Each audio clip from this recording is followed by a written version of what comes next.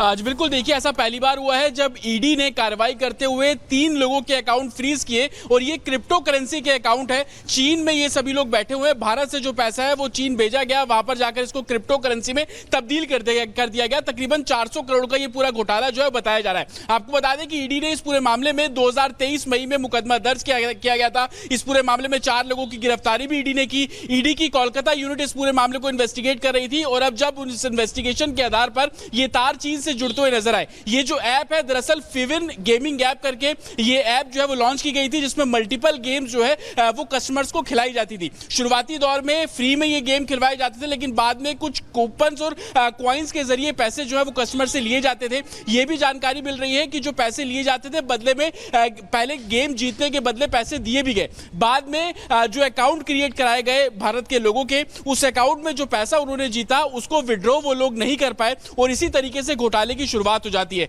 जो पैसा उनके अकाउंट में पड़ा हुआ था उसको मल्टीपल अकाउंट्स के जरिए चीन जो है वो भेजा गया और इसी को लेकर ईडी ने मनी लॉन्ड्रिंग के तहत इस पूरे मामले की जांच करना शुरू कर दिया। ये जांच जब कोलकाता तक पहुंची, कोलकाता जो ईडी की टीम है उसने इस पूरे मामले को इन्वेस्टिगेट किया, 4 लोगों की गिरफ्तारी की गई। तब जाके पता लगा कि चीन में बैठे कुछ लोग इस तरीके की गेमिंग ऐप का इस्तेमाल करके मनी लॉन्ड्रिंग के जो पैसे हैं उनको चीन में भेजा जा रहा है। तो कहीं ना कहीं अब ईडी की टीम ने चीनी नागरिकों के 3 क्रिप्टो करेंसी के जो अकाउंट है उसको फ्रीज किया गया है। जानकारी यह भी मिल रही है कि उन 3 अकाउंट में 25 करोड़ रुपया फिविन ऐप के जरिए उन अकाउंट में ट्रांसफर किया गया। यह भी जानकारी मिल रही है कि अलग अलग कंपनी के जो क्रिप्टो करेंसी है उसको अलग अलग अमाउंट में तब्दील जो है वो किया गया था और इसी बेसिस पर ईडी इस पूरे मामले को इन्वेस्टिगेट करती नजर आ रही है। आपको याद होगा कि ईडी ने साफ तौर पर जब इस पूरे मामले की इन्वेस्टिगेशन शुरू की थी उस समय बोल दिया था जितने भी अकाउंट इस गेम के साथ लिंक किए गए थे उन सभी को वेरीफाई जो है वो किया जा रहा है और इसी बेसिस पर ईडी ने 4 लोगों की गिरफ्तारी की थी।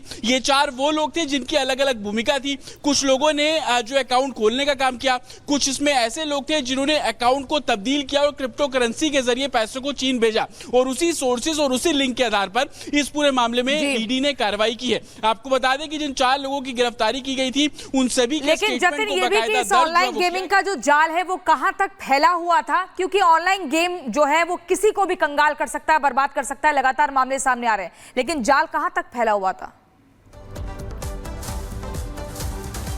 आज बिल्कुल देखिए, पूरे देश में इस गेमिंग ऐप को लेकर लोगों के जो सोशल मीडिया अकाउंट है उसके ऊपर एक तरीके से पॉपअप भेजे जा रहे थे कि आप इस गेमिंग ऐप को डाउनलोड करेंगे तो आप लाखों और करोड़ों रुपए जो है वो जीत सकते हैं। हालांकि सुप्रीम कोर्ट ने इसको लेकर कई गाइडलाइन भी जारी की थी, लेकिन जिस तरीके से सोशल मीडिया पर ये पूरी अपनी मार्केटिंग करते थे, सिर्फ दिल्ली की बात नहीं करें, कोलकाता की बात नहीं करें, जितने भी मेट्रो सिटीज थे वहां पर इस गेमिंग ऐप के जो कंज्यूमर थे वो बहुत तेजी से बढ़ने लगे थे। और यही कारण था कि जब साइबर यूनिट को इस पूरे मामले में जानकारी मिली और जब यह पता लगा कि ये जो खेल है तकरीबन 400 करोड़ तक पहुंच गया है, तो ईडी ने इस पूरे मामले में एफआईआर दर्ज की 2023 मई में और उसके बाद से इस पूरे केस को इन्वेस्टिगेट करना शुरू किया। ये वो लोग थे जो कि अपने फोन्स के जरिए, अपने डेस्कटॉप के जरिए अलग अलग गेम्स जो है वो खेला करते थे।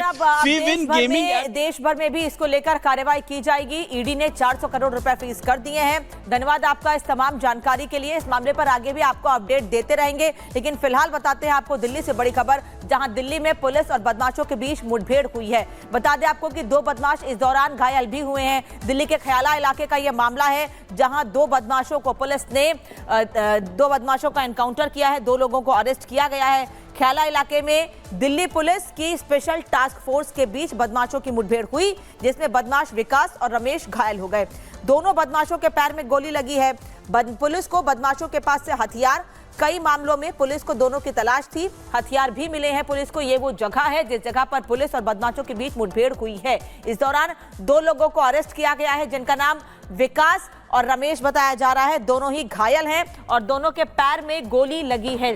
पुलिस इनको पकड़ने के लिए गई थी, इन्होंने भागने की कोशिश की। इस दौरान पुलिस को गोली चलानी पड़ी। पुलिस ने इनके पैर पे गोली मारी, जिससे दोनों के पैर में चोट लगी है। दोनों के पैर में गोली लगी है, दोनों घायल हैं। इनका नाम विकास और रमेश बताया जा रहा है।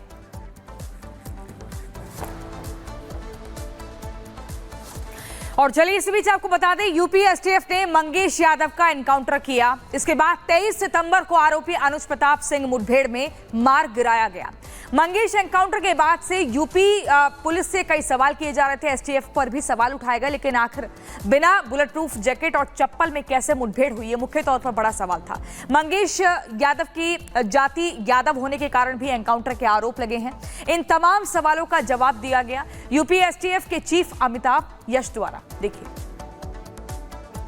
सुल्तानपुर लूटकांड के बाद लगातार उत्तर प्रदेश पुलिस एक्टिव है। एसटीएफ और अलग अलग टीमें अलग अलग जगहों पर जो आरोपी हैं उनका एनकाउंटर कर रही हैं, उन्हें धर पकड़ रही हैं। इन पूरे मामले को लेकर तमाम तरीके के सवाल भी किए जा रहे हैं। बात करने के लिए एसटीएफ के मुखिया, उत्तर प्रदेश पुलिस के बड़े चेहरे अमिताभ जी मौजूद हैं। सर, क्या स्टेटस है सुल्तानपुर लूटकांड में? आज के दिन क्या स्टेटस है सर?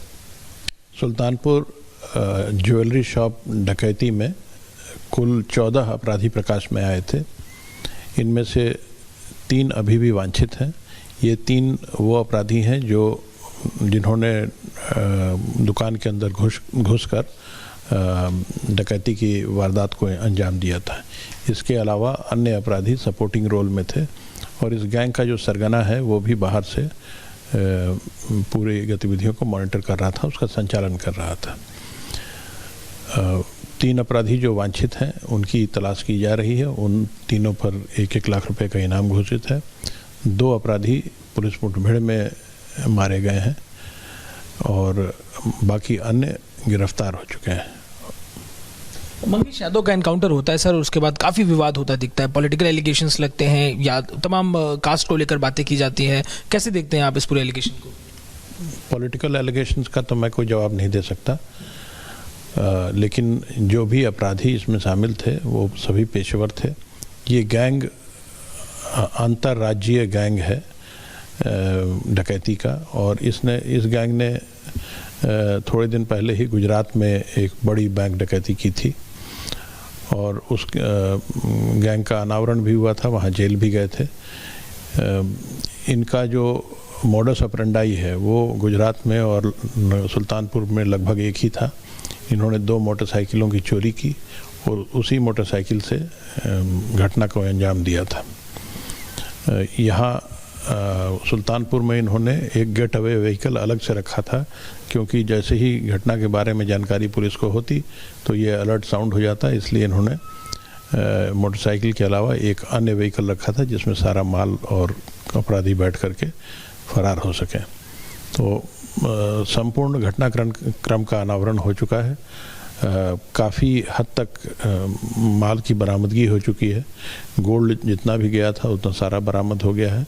सिल्वर के बारे में अभी थोड़ी बरामदगी और शेष है, लेकिन चूंकि 3 अपराधी और अभी वांछित हैं, उनसे हो सकता है कि और बरामदगी हो सके।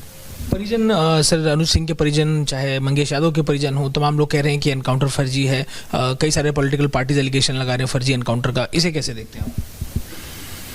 हमारा अगर हम सोशल कॉजेज़ के लिए एक्टिव हैं तो हमारा ये प्रयास होना चाहिए कि जो भी इस तरह के अपराध की ओर अग्रसर नवयुवक हैं, इनको एक तो कानून के दायरे में लाया जाए, उन्हें कोर्ट के सामने पेश किया जाए, उनके परिवार को प्रेरित किया जाए कि वो फरार न रहें, और इसके अलावा अपराध की दुनिया छोड़ दें।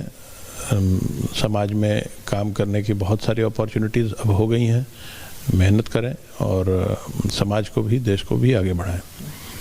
जो अपराधी फरार हैं, पुलिस पर फायर करते हैं, पुलिस से मुठभेड़ करते हैं, तो फिर ये पुलिस की मजबूरी हो जाती है कि उनके खिलाफ एक्शन लें। और कभी कभी कुछ केसेस में इन अपराधियों की मौत भी पुलिस मुठभेड़ में हो गई है। सर, एसटीएफ को लेकर तमाम बातें कही गई, सोशल मीडिया पर फुल फॉर्म के संग भी जाति को जोड़कर देखा गया। ये सब तमाम जो आरोप हैं, इकबाल पर क्या असर पड़ता है? आप टीम को लीड करते हैं, जो साथी हैं जो तमाम एनकाउंटर्स में अपना फ्रंट पर लड़ते हैं, अपनी जान हथेली में लेकर लड़ते हैं, उनके इकबाल पर क्या असर पड़ता है इस तरीके के आरोपों से? पिछले 27 वर्षों से एसटीएफ लगातार संगठित अपराध के खिलाफ काम कर रही है। ये एक बहुत ही यूनिक।